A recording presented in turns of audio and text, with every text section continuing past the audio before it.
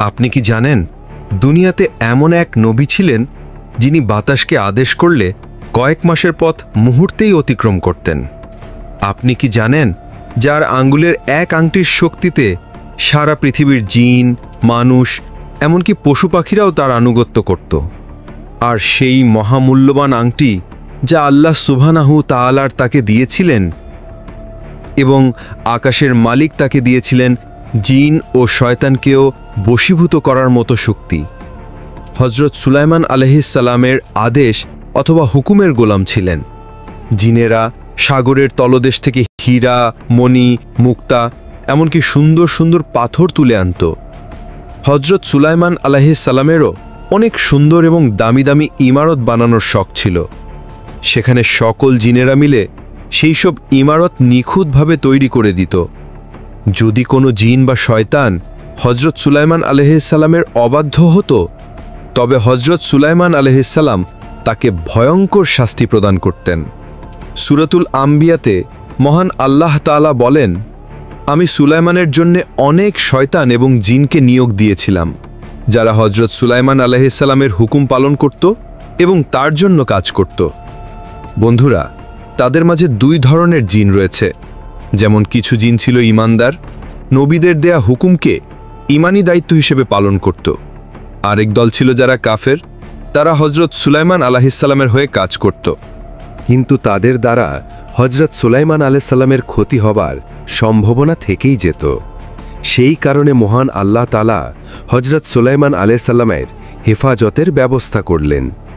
আল্লাহ সুবহানাহু ওয়া তাআলা পবিত্র কোরআন শরীফে বলেন, যারা সুলাইমানের অবাধ্য হবে আমি নিশ্চয় তাদেরকে জাহান্নামে নিক্ষেপ করব। অনেক মুফাসসিরগণ বর্ণনা করেন, মহান আল্লাহ এক ভয়ঙ্কর ফেরেশতাকে নিয়োগ করেছিলেন, যার হাতে থাকত আগুনের গোলা। জিনেরা যদি কোনোদিন হজরত সুলাইমান আলাইহিস সালামের অবাধ্য হতো, তখনই আগুনের গোলা ছুঁড়ে মারতেন এবং সেই গোলার আঘাতে অবাধ্য জিন পুড়ে ছারখার হয়ে যেত। পবিত্র কোরআনে মহান আল্লাহ তাআলা আরও বলেন, আমি সুলাইমানের জন্যে আগুনের ঝর্ণা বানিয়ে দিয়েছিলাম। হজরত সুলাইমান আলাইহিস সালামের নিকট মহান আল্লাহ তাআলার তরফ থেকে সবথেকে বড় মোজেজার এটি ছিল আগুনের ঝর্ণার। এই আগুনের সাহায্যই নিয়ে জিনেরা লোহা গলিয়ে অনেক বড় বড় জাহাজ এবং জিনিসপত্র তৈরি করত।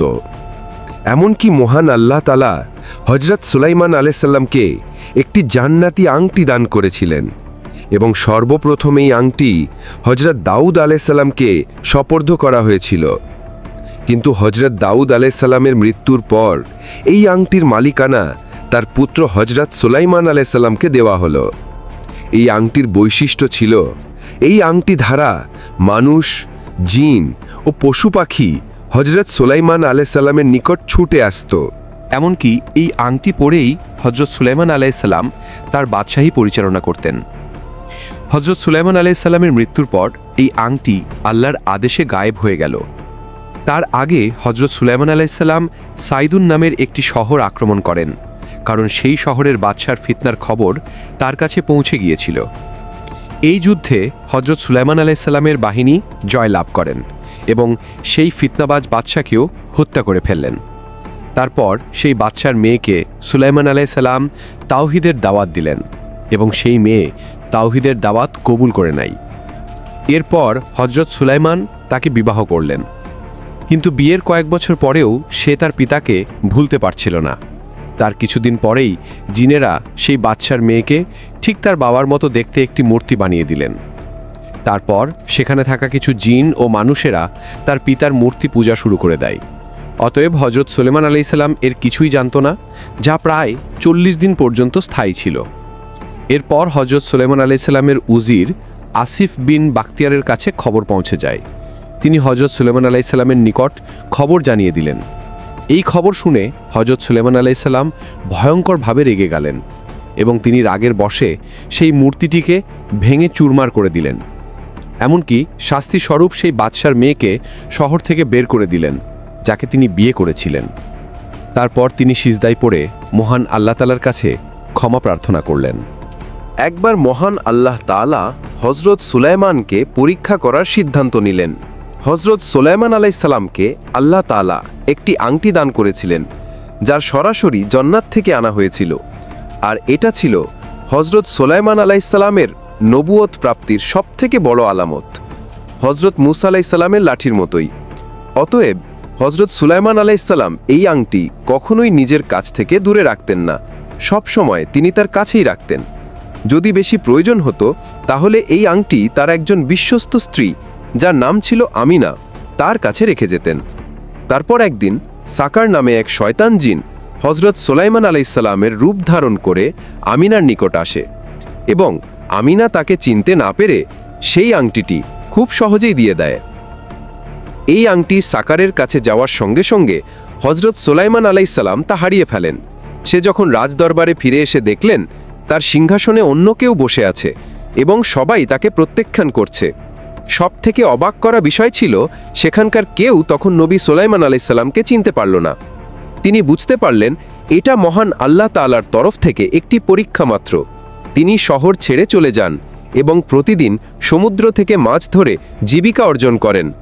এদিকে শয়তান গরবারে বসে বাদশাহী চালাতে থাকে। কিন্তু একসময় আলেমরা তাওরাত পাঠ শুরু করল। সাকার তাওরাতের শক্তি সহ্য করতে না পেরে পালিয়ে গেল। ভয়ে সে আংটি সমুদ্রে ফেলে দিল। একটি মাছ সেই আংটি গিলে ফেলল। এদিকে সুলাইমান আলাইসাল্লাম যখন মাছ ধরতে গেলেন, ওই মাছটি তার জালে ধরা পড়ল। আংটির মালিক হজরত সুলাইমান আলাইসাল্লাম তার আংটি ফেরত পেয়ে গেল। তখন সমস্ত জিন এবং মানুষেরা তার কাছে মুহূর্তের মধ্যে হাজির হলো। হজরত সুলাইমান আলাইসাল্লাম মহান আল্লাহ তাআলার দরবারে শুকরিয়া আদায় করলেন এবং তার বাদশাহী প্রতিষ্ঠা করলেন। বন্ধুরা, যদি সুলাইমান আলাইহিসসালামের হৃদয় বিদরক কথাগুলো তোমাদের কাছে ভালো লেগে থাকে তাহলে আলোর ছোঁয়া ইউটিউব চ্যানেলটি সাবস্ক্রাইব করে বেল আইকনটি বাজিয়ে দিও। সবাইকে ধন্যবাদ। সকলেই ভালো থেকো। আল্লাহ হাফেজ।